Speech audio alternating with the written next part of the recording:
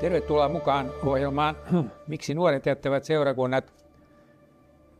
Tämä asia on hyvin keskeinen, koska nuoret todella jättävät seurakunnat ja vaikka käyvätkin rippikouluun, mutta monet sitten rippikoulun käytyään ja tultuaan isosiksi, niin valitettavan monet sitten eroavat kuitenkin kirkosta, että ne ei luota kirkkoon.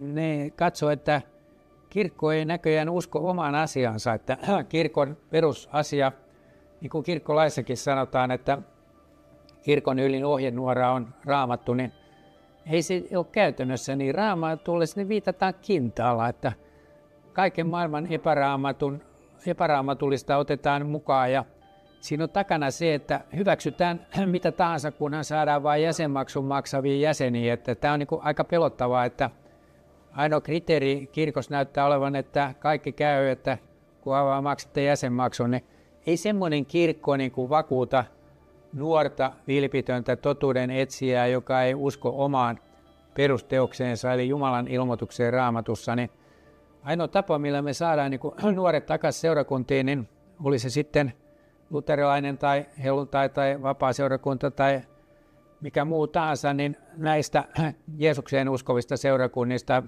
joissa Jeesuksen pitäisi olla keskipiste, niin ainoa tapa, että palautetaan luottamus maailman luojaan, kuka hän oli Jeesus.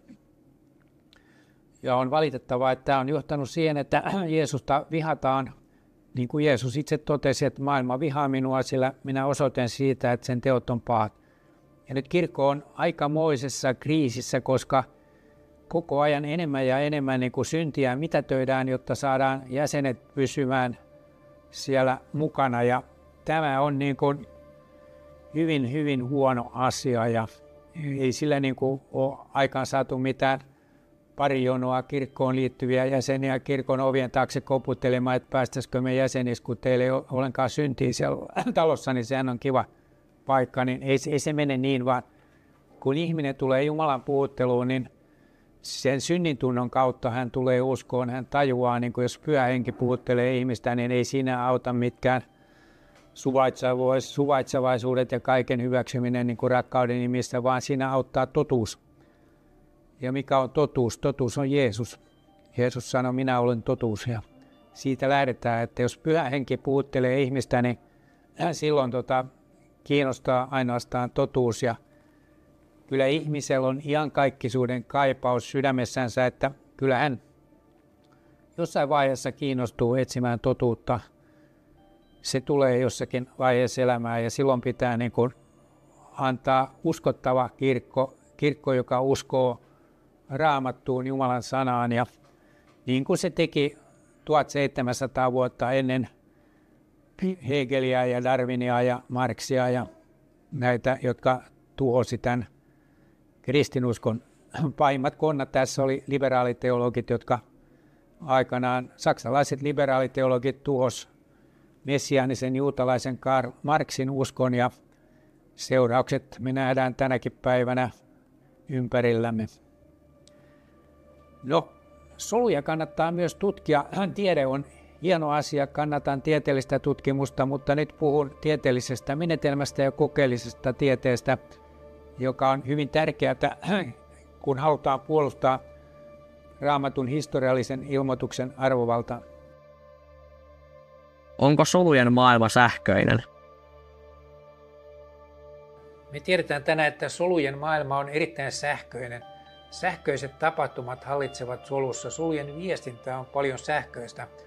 Aivoissa tapahtuu niin kuin sähköistä viestintää aivan jättiläismäisiä määriä joka hetki, kun ajatellaan, mutta myös yöllä, kun nähdään unia. Että se sähkö, mitä aivoissa liikkuu, niin jos aivoista rakennettaisiin niin kuin jättiläispilvenpiirteinen kokoinen malli, jossa kaikki on niin kuin mikroprosessoreita, niin se kuluttaisi usean ydinvoimalan tuottaman sähkön, mutta seuraavissa jaksoissa palataan tähän asiaan tarkemmin, että miten aivot tästä suoriutuu.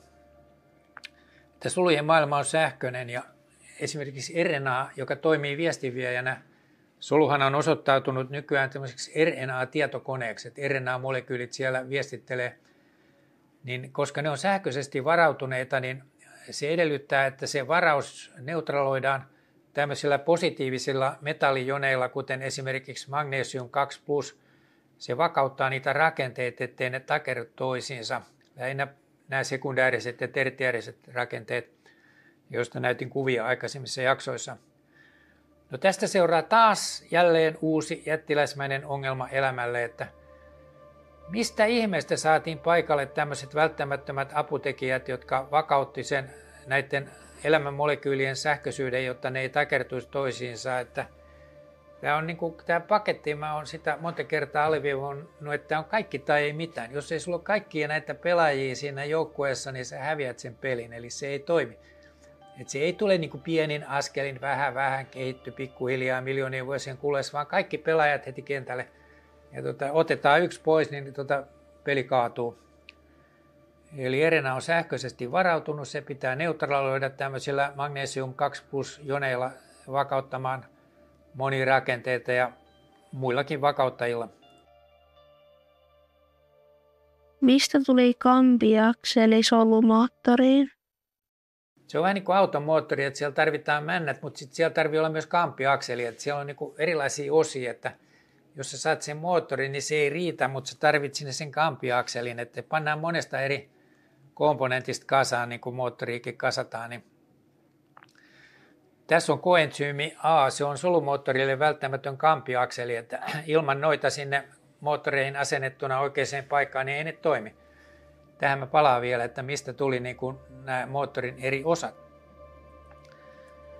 Sitten vielä tämä tuotteiden tuottaminen kokoonpanolinjoilla. Tuossa kuvassa mulla on kokoonpanolinja, missä pannaan kokoon autoon. Niin kaikista hienoin vitamiini, mitä ihmisessä on, niin on tuo B12-vitamiini. Ja se on hyvin tärkeä, koska sitä tarvitaan muun muassa DNAn synteesissä, eli DNAn rakentamisessa. Et ilman monimutkaista B12-vitamiinia, niin meillä ei ole DNAta, eli perimämolekyyliä. Et sen pitää olla se heti paikalla, että turha puhua mistään soluista ja eliöistä ilman B12-vitamiinia. No mikä se B12 on? Sä näet tuosta kuvasta, että se on varsin monimutkainen himmeli. Ja tuon B12-vitamiinin rakentamiseen tarvitaan kokoonpanolinja, missä on tuommoisia kokoonpanohenkilöitä 30 kappaletta. Että siinä on niin kuin 30 kokoonpanorobottia, että saadaan tuo molekyyli kasaan. Ja sitten sinne pannaan vielä kobolttimolekyyli säihkymään tuonne keskustaan, niin kuin timantti sinne istutetaan sinne sormuksen keskelle. Niin sitten se, että se B12-vitamiini on valmis, niin ei se tarkoita sitä, että homma olisi siinä selvä, vaan sen pitää myös, kun sä syöt sen, niin sen pitää imeytyä. Ja kun sä syöt sitä B12, niin syljen mukana tulee semmoinen suojapaketti siihen, että se selviää noista mahahapoista, koska mahahapot tuhoisi sen. Vatsassa on aika kovat hapot. Sitten sieltä päästään eteenpäin sieltä vatsasta, niin kun se on suojattu, niin tuonne ohutsuoleen siellä se täytyy suojella, siis taas siellä on emäksistä, sitä vastaan pitää suojella. Se intrinsic factor, mikä siihen tulee mukaan, niin se muodostaa sitten semmoisen uuden pakkauksen, joka toimii samalla avaimena. Se menee sitten siellä emäksisessä ohutsuolessa monta metriä, se menee sinne ohutsuolen päähän ja päästäkseen sisään elimistöön, niin tämä B12-vitamiini ja sen suojapaketti niin muodostaa semmoisen monimutkaisen yleisavaimen, tai avaimen, ei se ole yleisavain, vaan se on täsmäavain, joka löytää lukon sieltä ohutsuolen päästä, niin kääntää lukon auki ja pääsee sitten verenkiertoon. Ja verenkierrossa se tuhottaisi oitis, kun se on niin monimutkainen häkkyrä, niin se pannaan semmoiseen sukellusveneeseen, jonka nimi on transkobalamiini. Se siinä sukellusveneessä se sitten kuljetetaan niihin paikkoihin, missä sitä tarvitaan. Et sen lisäksi, että tämä B12-vitamiini tarvitsee sen 30 hitsausrobotin kokoonpanolinjan sylkirauhaset, vatsassa erittyvät aineet ja kaikki muut aineet, mistä näitä tulee, niin jotta se toimisi, niin sä ymmärrät, että ei tämä niinku sattumalta tule. Se on kuitenkin vitamiini, jonka sä tarvitset heti tässä ja nyt, muuten mikä ei toimi. Eli kaikki nämä komponentit, kuljetusvälineet, kuljetusalustat, kaikki pitää olla paikalla, jotta elämä on mahdollista. Sä ymmärrät heti, että ei tämä evoluutio niinku oikein nyt selitä tätä asiaa. Että kyllä se on niinku selvä, että tämä järjestelmä on luotu, mutta ei sulle tätä koulussa kerrota. Mutta mä toivon, että sä rupeat ajattelemaan itse ja ymmärrät, että mistä elämässä on kysymys. Elämä tarvitsee ei ainoastaan B12-vitamiinia, vaan 50 muuta vitamiinia, hivenainetta, kofaktoria ja muuta pelaajaa, jotta tämä homma toimii. Otat sieltä yhden pois, niin se kuolet. Mistä soluissa oleva palokunta tuli?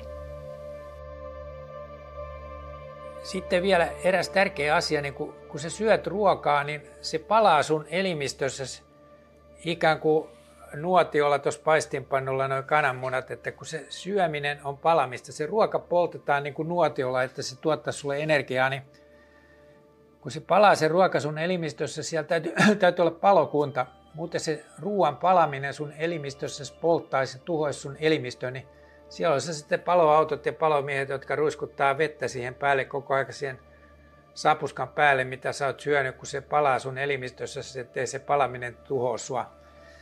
Ja jos sä syöt liikaa ja ylität ton palokunnan kapasiteetin, niin sitten se rupeaa vaurioittamaan sun elimistöösi. Että siellä pitää olla tiettyjä suojavitamiineja ja muita aineita, jotka säännöstelee ton palamisen silleen, että se ei vahingoitu. Se palaminen tarkoittaa siis hapettumista. Se on niin kuin nuotiossa palaa, se on hapettumista ja ne happiradikaalit siinä niin kuin tuhoaa ja tappaa kudoksia. Että sen takia siellä pitää olla tuo palokunta valmis, että jos se on niin kuin, pitää olla kaikki nämä herkut, vitamiinit, muuta ja soluelimet ja muut, mutta sitten sinulla tarvii olla vielä palokuntakin, jotta sä voit sen, mitä sä oot syönyt, niin rauhassa käyttää, muuttaa energiaksi ilman, että se ruoan palaminen sun elimistössä niin kuin tuhoisi sinut. Että tämmöisiä kaikki hauskoja yksityiskohtia siellä on. Ja muista, että tässä meillä on kysymys niin kuin kaikki tai mitään systeemeistä, että on ihan turha niin kuin ruveta selittelemään tämmöistä evoluutiota, että pikkuhiljaa aina lisätään joku yksi vitamiini tai joku palokunnan suoja. Näitä kutsutaan antioksidantteiksi, että hapettumisen vasta-aineet, jotka siis suomeksi sanottuna suojaa sun elimistössä, ettei sapuskat pala liian isolla liekillä. Niin mistä nämä kaikki tuli, koska ne pitää olla siellä heti, muuten käy hullusti. Että heti kun sä menet näihin yksityiskohtiin, tarkastelet niitä, otat ne huomioon ja katsot kokonaisuutta, niin sä tajuat oitis, että varmasti tämä on luotu ja vähän aikaa sitten luotu, koska nämä systeemit vielä toimii.